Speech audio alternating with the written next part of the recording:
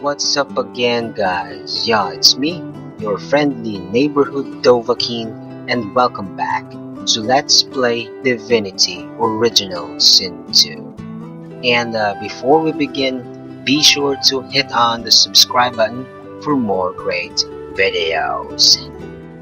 Okay, this dungeon located far west of the Reaper's Bluffs is linked with 4 quests, namely Shadow over Driftwood and its counterpart, the Law of the Order, the Powerful Awakening main quest, and A Taste of Freedom.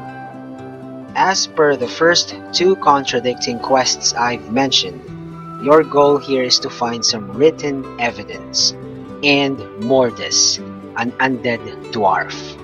On the Powerful Awakening quest, Mordus is also a master of source. Thus, he can teach you how to expand your pool of source points. As per A Taste of Freedom, we'll go to that in the end. Alright, there are 2 ways to enter the cave. First, the conventional, which is flagged on your map. The other is via moving south to the cave from the outside waypoint. This second way will lead you directly to Mordus and entirely avoid the vast parts of the cave. This is also the path for wimps, and certainly you are not one, so tag along with my squad on the conventional entrance as we get abducted by Voidwoken. By the way, don't resist and just skip turns. This was meant to be.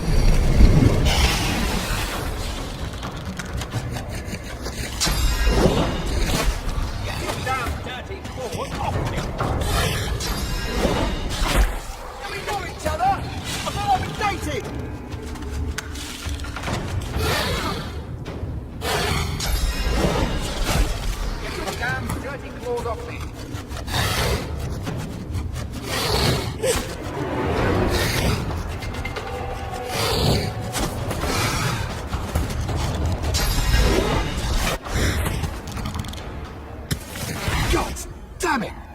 What to do? How many of you creeps do I have to beat?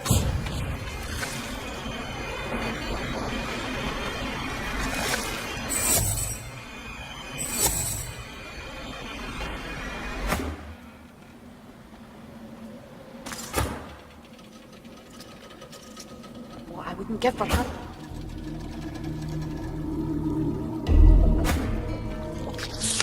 Okay, so the party got separated, and my main ended up northeast, which is the worst spot because this area is like the nest. But don't panic, it's organic.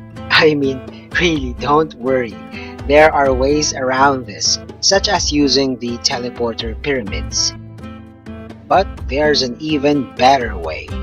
There is a waypoint which is smack in the middle of the cave, and all you have to do is discover it. Then teleport your tunes one by one to bring the squad back together. The eastern drop spot is the closest one.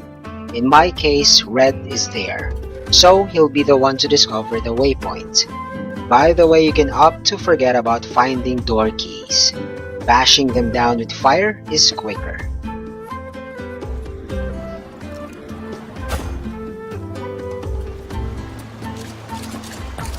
I wonder where the others might be.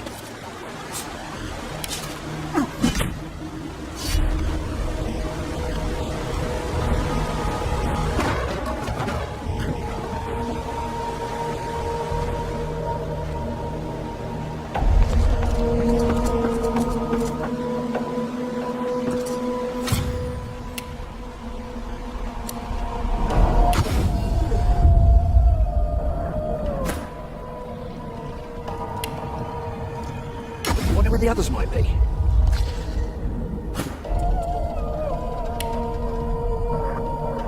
I wonder where the others might be.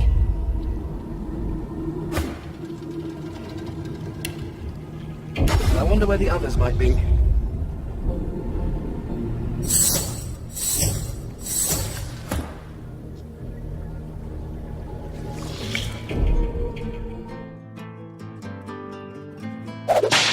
And that is how you make things easy.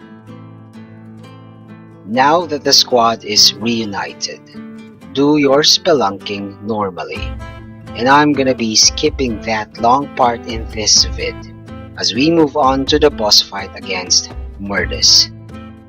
The commonly suggested approach is to ignore his minions and take him down as fast as you can, which is absolutely easy.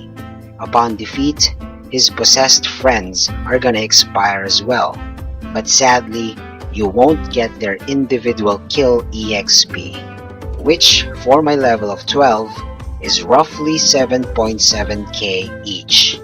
What a waste. The reason why this is suggested is because if a minion dies, he will siphon its soul and transform into Mordus'Akaim, a big-ass Voidwoken which they say is virtually unbeatable.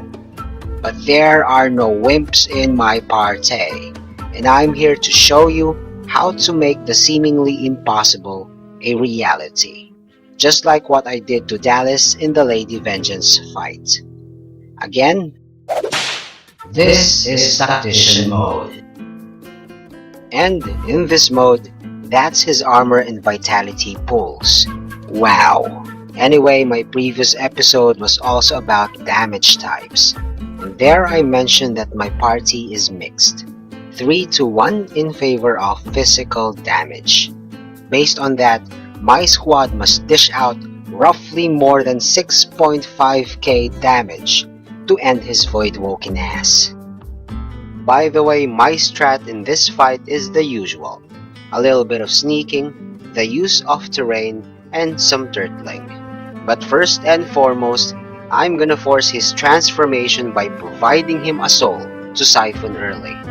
Alright, Mordus'Akaim, let's find out how tough you really are.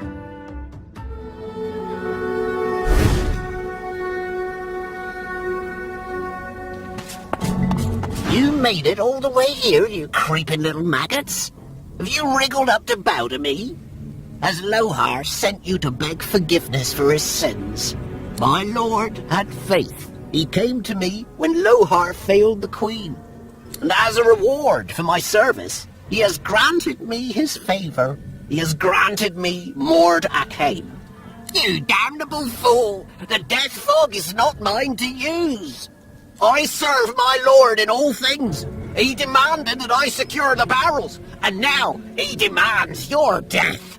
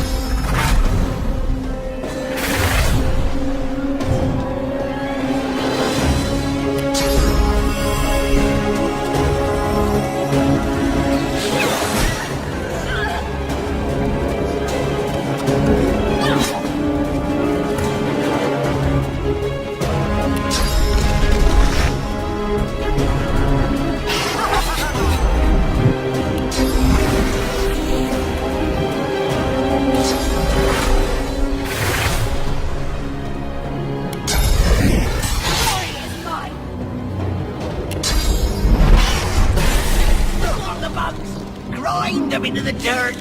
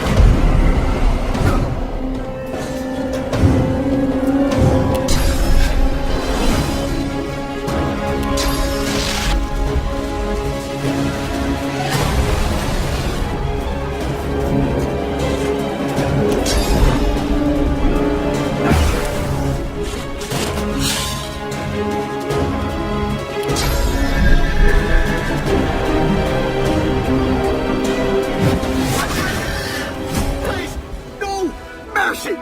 Mercy! The Master Sorcerer throws up his popped, cracked arms to defend himself as you step forward. The undead dwarf looks quickly over its shoulder, his gaze darting from shadow to shadow.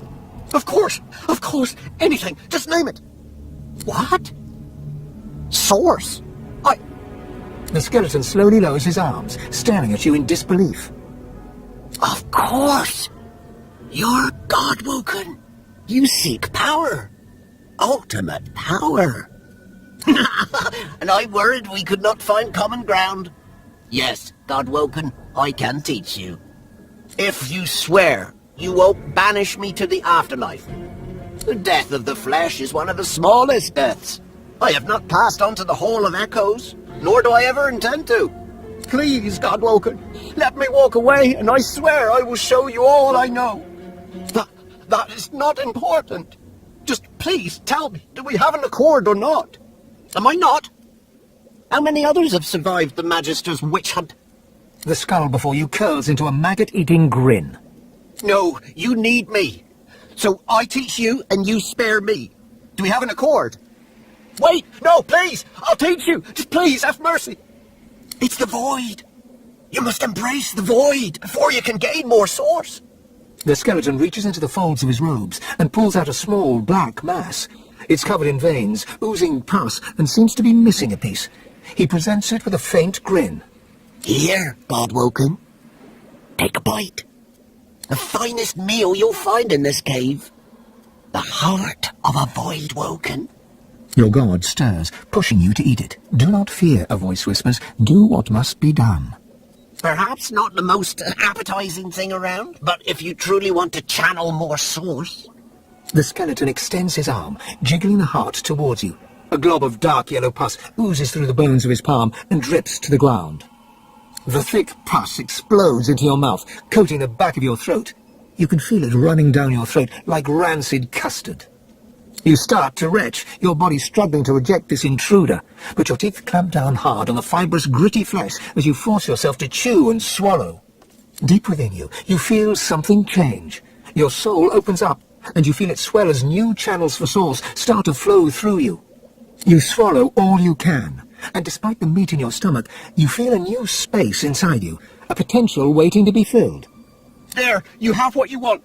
I did as you asked, and now I'm getting as far from this cave as my bones will take me. Mordus looks at you in shock.